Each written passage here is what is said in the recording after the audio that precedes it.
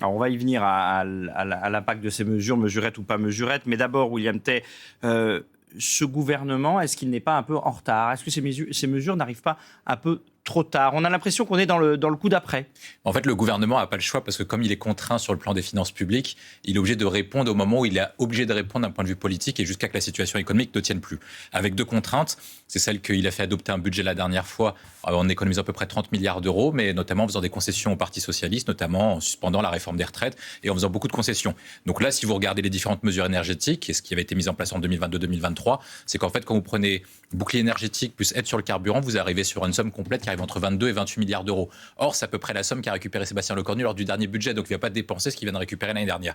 Pour revenir sur la situation économique et sur pourquoi en fait ils font ça, parce qu'en fait moi je pense qu'il y a deux lectures. Il y a une lecture qui est macroéconomique, qui est qu'en fait vous devez faire ce qu'on appelle un plan keynésien de relance lorsque en fait, vous avez une baisse trop forte de la consommation.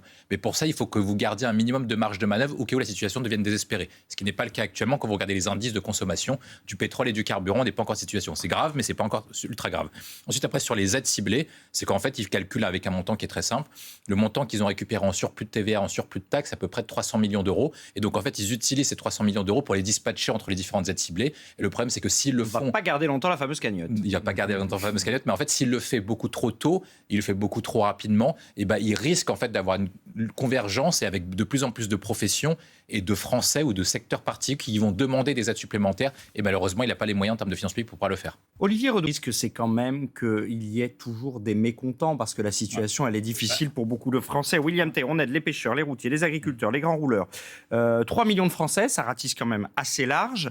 180 millions d'euros par mois pour ces aides ciblées. On l'a dit, c'est pas le quoi qu'il en coûte. On en est très très loin. Et qui est encore oublié? On l'a vu dans notre reportage il y a quelques instants.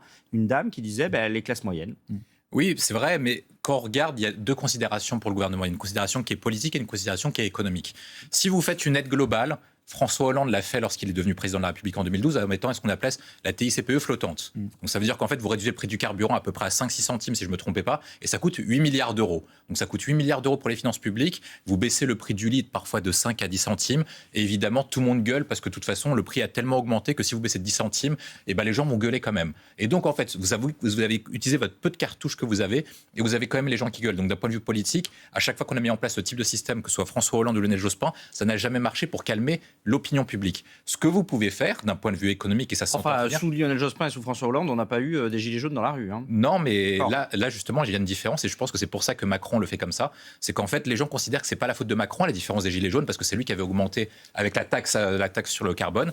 Là, maintenant, on considère que c'est pas de sa faute, parce qu'on considère que c'est plutôt Donald Trump qui est responsable. Ensuite, après, il y a une considération qui est économique. Pourquoi est-ce qu'on aide ces catégories spécifiques et pas les autres? Parce que pour ces catégories spécifiques, de toute façon, la considération du gouvernement est très simple, c'est que si vous ne les aidez pas, ils vont arrêter de travailler. Donc, en fait, ce que vous perdez en dépenses fiscales, de toute façon, vous le perdez de l'autre côté en termes de recettes fiscales, parce que si les gens ne vont pas aller travailler, ils considèrent, avec des considérations parfois simples, des infirmiers ne vont pas aller trop loin, parce que de toute façon, ce n'est pas rentable d'aller soigner. Des transporteurs vont considérer que ce n'est pas assez rentable d'aller faire tel type d'activité, parce que ça coûte trop cher, et donc la rentabilité n'est pas très élevée. Et donc, ils sont obligés de les aider, parce que sinon, vous perdez complètement l'activité. Et en fait, ce que certes, vous dépensez un petit peu d'un côté, vous l'aurez perdu de toute façon en termes de recettes fiscales. Et c'est pour ça qu'ils doivent cibler à chaque fois les secteurs en fonction de l'augmentation du prix du carburant pour dire tel secteur c'est rentable d'aider parce qu'on gagnera plus que ce qu'on perd de l'autre côté. Je pense que c'est comme ça qu'ils raisonnent, parce qu'ils n'ont pas le choix du tout d'un point de vue économique. Alors, c'est quoi qui énerve Sébastien Lecornu, William Tay? C'est la quadrature du cercle. C'est-à-dire qu'il voit bien qu'il est coincé, que par ailleurs,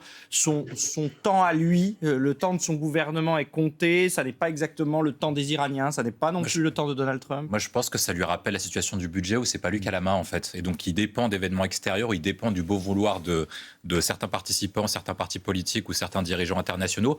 Et en fait, moi, je pense qu'il espérait, en fait, une fois passé le cap du budget, pouvoir partir sur des réformes pour espérer marquer un peu l'empreinte de sa mandature qui sera courte quand même.